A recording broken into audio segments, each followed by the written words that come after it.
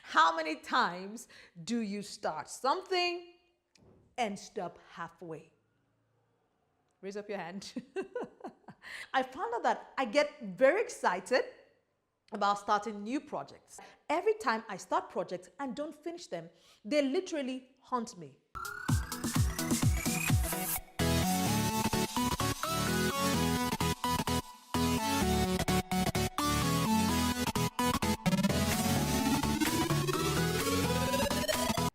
Today we'll be talking about finishing. You know what? It's so easy to come up with ideas and be excited the moment that idea drops, that $1 million idea drops. You're excited and you're sharing it with anyone who cares to know. How many times do you start something and stop halfway? Raise up your hand. Whenever we start stuff and we never finish them, who is to blame? Now, I found out that I get very excited about starting new projects. So maybe I'm working on a new book. And I'm so excited sharing that idea. I'm so excited telling my husband about the idea. And after 2 weeks, I'm tired and I want to stop and I want to start something else.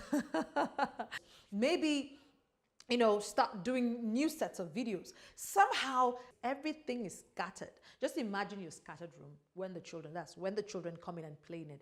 Everywhere is upside down. So whenever I start these kind of projects and leave them halfway, I don't feel a sense of completeness. I'm sure you understand and you can relate to this because it's part of you. Everything you create is a part of you you're spreading out. So if you start a project today, you are working on this project. You got to stay. And now the problem with finishing is when the excitement comes, that moment when the excitement comes, our energy is up 100%.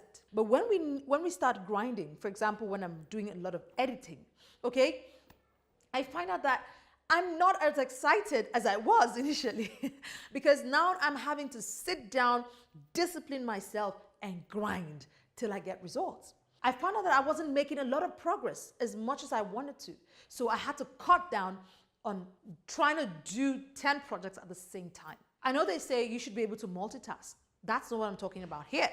I'm saying that every time I pick more than one project without finishing them, it affects me. It affects my productivity, affects my progress. So I've had to discipline, like literally. You know the way you enter a shop and you see all kinds of beautiful dresses looking at you and you're having just about the amount of money you need for just one clothes. You have this look in your eye, okay, later, I think I'll budget. And the salesperson is saying, how about this? And you're like, later, I've had to look at my projects that way and say, until I'm finished with this course, I'm not starting anything else. I'm not going to pick up anything else. So I give myself a time frame when I need to finish a project. And I finish it. I'm still on that course. I'm still learning to do that.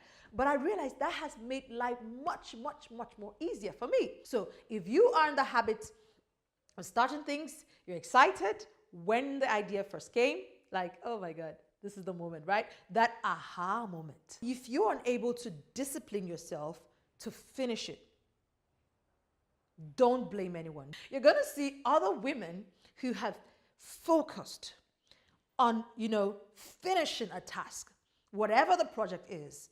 And you're seeing the glam moment when maybe it's time to do the lunch or whatever it is.